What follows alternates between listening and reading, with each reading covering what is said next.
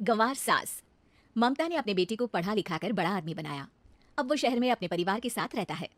एक दिन ममता का बेटा रोहन अपनी पत्नी आलिया से कहता है, अरे आलिया, सुनो, माँ आपसे गांव में नहीं रहेगी, वो हमारे साथ यहीं रहेंगे शहर में। उनका कमरा आज नौकर से बोलकर अच्छे से साफ करवा देना। ओह, आज तो मेरी किटी पार्टी है, फिर मुझे जिम और फिर शॉपिंग। ठीक है, कल करवा दूंगी। अच्छा, लेकिन माँ के सामने ये कपड़े नहीं चलेंगे। हाँ, तुम्हें साड़ी या सूट पहनना होगा। अरे बिल्कुल भी नहीं। मेरे मम्मी पापा ने इतना पैसा लगाकर शादी इसलिए नहीं की थी कि मैं अपनी मर्जी के कपड़े पहन ओढ़ भी ना सकूं। अरे चलो, गुस्सा मत हो, लेकिन कुछ दिन तो माँ की खुशी के लिए कर सकती हो ना। लेकिन आलिया मानती नहीं। माँ आती है सिंपल सी साड़ी, झोला और चप्पल पहनकर। अरे रोहन, मैं इनके साथ कैसे रहूंगी? मेरी फ्रेंड्स क्या कहेंगी? ये तो पूरी गंवार लग रही है।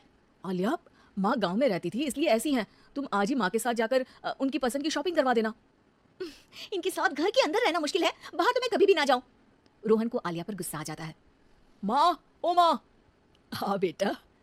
वो माँ को ले जाने के लिए उनका हाथ पकड़ता है कि अरे माँ, तेरे हाथ अभी तक इतने कड़े हैं, तूने इसका कोई इलाज नहीं किया? अरे बेटा, इसका कोई इलाज नहीं। वैसे भी मुझे कोई शर्म नहीं कि मेरे हाथ मुलायम नहीं है, क्योंकि इन्हीं हाथों से मेहनत कर मैंने तुझे बनाया है बेटा। अगले दिन। माँ, मैं ऑफिस जा रहा हूँ, कुछ लाना हो तो आलिया को बोलकर फोन करवा देना। रोहन के जाने के बाद, आप ना आज कमरे में ही रहिएगा, घर में पार्टी है, मेरी सहेलियां आ रही हैं, मैं उन लोगों के सामने आपको नहीं ला सकती हूँ। ठीक है बहू, लेकिन तुम कहो तो मैं कुछ खाने को बना दूँ तुम लोगों की पार्टी के लिए। वो लोग सिर्फ कॉन्टिनेंटल या थाई फूड ही खाते हैं। कोई बात नहीं, कभी इंडियन खिलाने वाला कोई मिला नहीं होगा ना। मैं बनाकर कमरे में चली जाऊंगी। जैसे आपकी मर्जी। आलिया के घर उसकी दोस्त आती हैं, पार्टी होती है। अरे वाह आलिया, ये क्या है खाने में? बड़ा ही स्वादिष्ट है यार, इसकी रेसिपी मुझे चाहिए। हाँ, और ये दाल, ओ माय गॉड, मैंने तो किसी 5 स्टार में भी ऐसी दाल नहीं खाई है यार। तू कुक को यहाँ बुलाना। अब आलिया घबरा जाती है। हाँ हाँ, क्यों नहीं, माँ जी जरा बाहर आइए। आलिया की सास सिंपल सी साड़ी और गांव के अंदाज में आती है। अरे बहू, क्या हुआ? खाना पसंद नहीं आया क्या? बहू? अरे ये गांव से दिखने वाली औरत तुम्हें बहू क्यों बोल रही है? कौन है ये? वो हमारी नई नौकरानी है। सास बहू की बात सुनकर बहुत दुखी हो जाती है। वो सर झुकाकर जा ही रही होती है कि एक सहेली बोल पड़ती है। अरे कहाँ जा रही हैं माँ जी?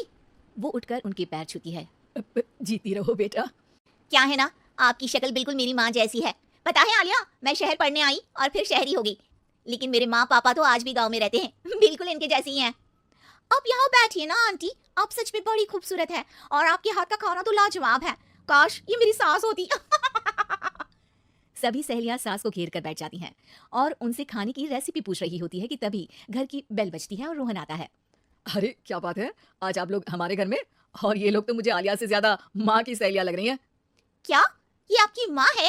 लेकिन आलिया ने तो कहा कि ये उनकी नौकरानी है और इन्होंने भी नहीं बताया।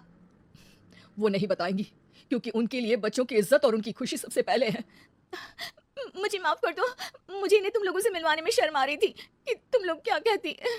अरे अब तो हमें शर्म आ रही है कि तुम हम लोगों की सहेली हो।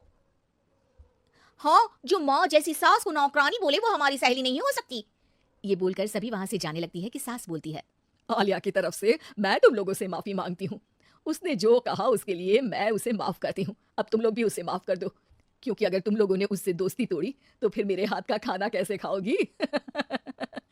नहीं नहीं आंटी, जरूर आएंगे, लेकिन अब आलिया की नहीं बल्कि आपकी सहेली बनकर।